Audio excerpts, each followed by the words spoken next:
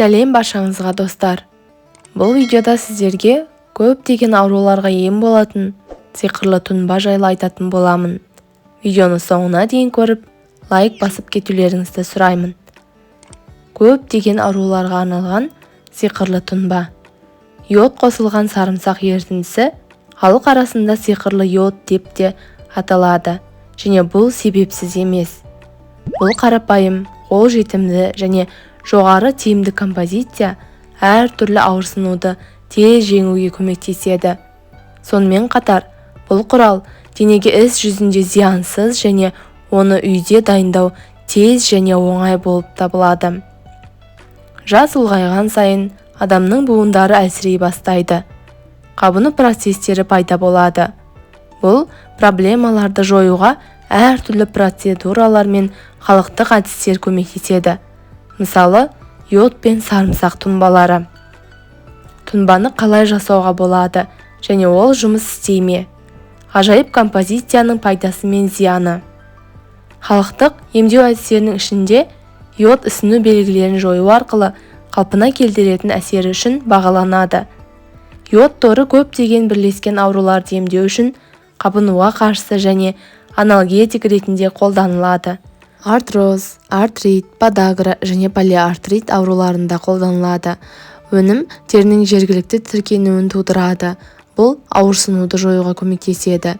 Тері арқылы қан тамырларына енген кезде йод бүкіл денеге таралады да капиллярларға бактериоциттік әсер етеді.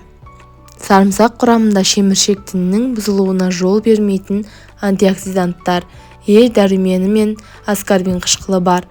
Сонымен қатар, сарымсақ Б тобының витаминдеріне, мысқа және кальцийге бай. Олардың барлығы бірлескен тіндердің синтезіне қатысады, оның жойылуын болдырмайды. Сарымсақтағы йод тұнбасының артықшылықтары. Буын ауруын жеңілдетеді. Кез келген буындардың артритінде ауырсынуды басады.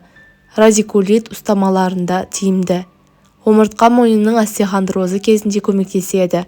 Қабырға аралық невралгияны жеңілдете алады. Кесілген жерлерді, жараларды және көгерген жерлерді емдейді. Гематомаларды ерітуге көмектеседі. Жәндіктердің шағуынан қышу мен тітіркенуді жояды. Тырнақ саңырауқұлақтарымен күреседі. Ауыр физикалық жүктеме кезінде бұлшықет ауырсынуын жеңілдетеді. Варикозды тамырларға пайдалы. Тұнбаны дайындау үшін 4 түйір сарымсақ, 30 мл йод қажет болады. Дайындау үшін сарымсақты қабығынан аршып, өте майдалап турау керек. Туралған сарымсақты қара шыны бөтелкеге салып, йод тұнбасын құямыз. Контейнерді мықтап жабып және қараңғы жерде бөлме температурасында 2 апта бойы тұндырып қоюыңыз керек. 2 аптадан кейін дайын болған тұнбаны тоңазытқышта сақтаңыз. Емдеу курсы мен ережелері. Сіз бұл тұнбаны тек сырттан пайдалана аласыз. Оны ешбір жағдайда ішуге болмайды. Тұнбаны күніне 2-3 реттен көп емес, тор түрінде қабынған жерлерге жағыңыз. Йод торын қолданбас бұрын тері аймағын сабынмен және сумен жуып жақсылап сүрту керек. Өнімді пайдаланудан алақандар мен саусақтардың қараюына жол бермеу үшін, қолыңызды қорғау үшін медициналық қолғап пайдаланыңыз. Тұнбаны буындардың ауруы кезінде күніне 2-3 рет мақта тампонмен проблемалы аймаққа сарымсақ қосылған йод торы жағылады. Сарымсақ йод тұнбасы көгерген, созылған жаралар үшін тамаша құрал. Ол сондай-ақ жұқа тормен проблемалық аймаққа қолданылады. Ісіну 1-2 күнде кетуі керек. Ал ауырсыну бірінші немесе екінші қолданғаннан кейін кетеді. Бірақ бұл құрал әлі күнге дейін бетке зақым келген жағдайда қолдануға ұсынылмайды. Сарымсақ қосылған йод торы бөксе бұлшықеттеріндегі инъекциялар мен емдеу кезінде гематомалардың профилактикасы ретінде де пайдаланылады. Бұл тұнба көптеген адамдардың пікірлері бойынша тырнақ саңырауқұлақтарының кешенді терапиясына тамаша көмекші болып табылады. Бұл жағымсыз ауруды емдеу үшін зардап шеккен тырнақ пен оның айналасындағы аймақ күніне 2 рет тұнбамен жағылады. Алдын ала ауру тырнақ пластинасын жылы су ваннасында бумен жұмсарту керек.